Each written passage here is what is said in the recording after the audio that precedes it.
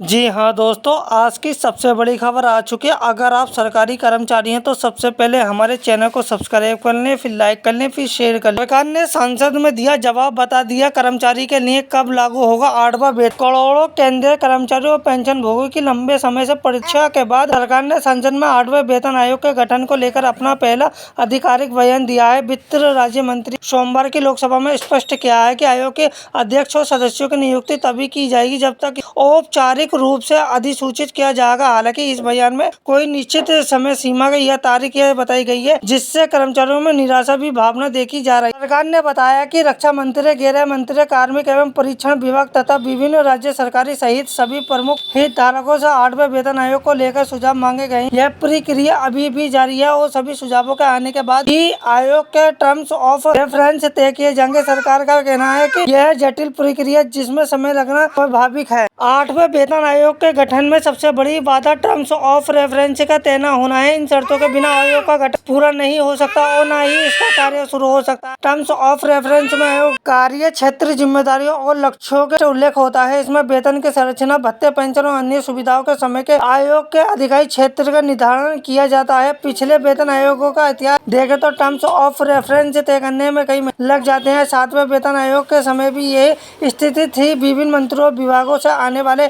सुझावों का अध्ययन करने, उन्हें संबंधित करने और अंतिम दिशा निर्देश तैयार करने में काफी समय लगता है। वर्तमान में यह प्रक्रिया अभी भी चल रही है और इसके बाद जल्द ही पूरा होने की संभावना कम दिख रही है। सरकार के इसी स्पष्ट जवाब से केंद्रीय कर्मचारियों और पेंशन भोगियों में चिंता बढ़ गई है। जनवरी 2025 में 8वें वेतन आयोग की घोषणा के बाद से ही कर्मचारी इसके जल्द गठन की उम्मीद कर रहे थे। महंगाई दर लगातार बढ़ने और जीवन यापन की लागत में वृद्धि के कारण जिम्मेदारी 7वें वेतन आयोग का कार्यकाल दिसंबर 2025 में समाप्त हो रहा है, जिससे समय की कमी भी एक चुनौती बन रही है। विभिन्न कर्मचारी संगठन ने सरकार ने तत्काल कार्रवाई की मांग की। उनका कहना है कि देरी से आयोग की गठन का मतलब है कि वेतन संशोधन का लाभ कर्मचारियों को और भी देर से मिलेगा। कुछ संगठनों ने अंतरिम राहत की मांग भी की है, जैसा कि पिछले वेतन आयोग के समय दिया गया था। हालांकि सरकार ने अभी तक इस संबंध में कोई संकेत नहीं दिया है। दिलचस्प बात यह है कि कार्मिक एवं परीक्षण विभाग ने पहले से ही 8वें वेतन आयोग के लिए अंडर सेक्रेटरी स्तर के 4 पदों पर आवेदन मांगे थे। यह संकेत देता है कि सरकार आयोग के गठन की तैयारी में है, लेकिन औपचारिकता